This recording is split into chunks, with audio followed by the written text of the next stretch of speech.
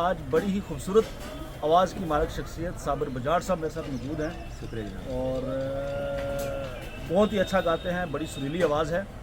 तो साबिर साहब आज आप हमें कुछ दो चार बंद सुनाएं अपनी प्यारी आवाज़ में, ताकि लोगों तक भी पहुँचे। बहुत बहुत शुक्रिया जनाब, आपने मेरे को आज बुलाया और मौका दिया आज अपने साथ। बहुत बहुत शुक्रिया। चलो मैं अपने आवाज़ में सुनाता हूँ आपको। चंगियां गल्लां दी, चंगियां गल्लां दी ऐ कदर ना होंदी,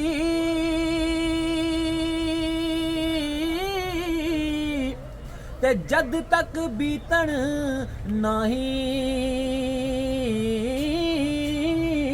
ऐ तेला बाज न बलन मशाला दरिदां वाज नहाई, तेला बाज न बलन मशाला दरिदां वाज नहाई। ते लै हुण यारे हवाले रब दे, तां मेले चारी दिनां दे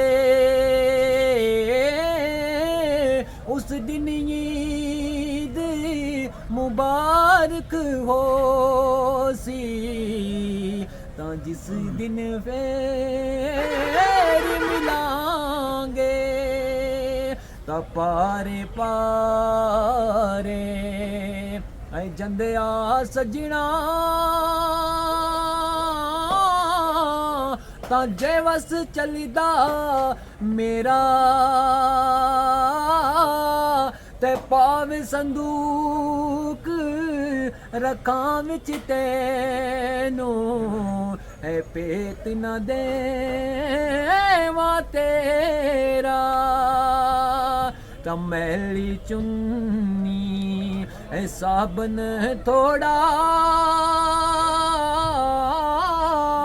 तां किचरिक मल मल तोवां अंदर दिली दे रोग सजन दा, ते याद पवे नित रोवां अंदर दिली दे रोग सजन दा, ते याद पवे नित रोवां। शुक्रिया बजाड़ साहब। थारो कोई चैनल वगैरह भी तुम चलाओ अपना नाम?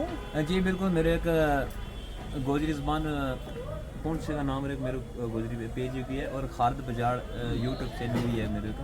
सामीन इन्होंने जो चैनल दसे तुम उन्होंने जरूर विजिट करियो, सबसक्राइब भी करियो, तो इन्हें सपोर्ट करियो, क्योंकि इस तरह की जी बड़ी खूबसूरत आवाज़ है वे बड़ी घट पाई जाए। इस तरह का लोग जो उन्होंने सपोर्ट करनी चाहिए। तो तुम इस वीडियो ने मैंने उम्मीद है ज़रूर पसंद करेंगे, इसना लाइक भी करेंगे, शेयर भी करेंगे, जितनी भी फॉर्मेलिटी है वे सारी पूरी करेंगे। तो बहुत बहुत शुक्रिया, हमने इजाज़त दो। तो इंशाअल्लाह ज़िंदगी रही तो अगला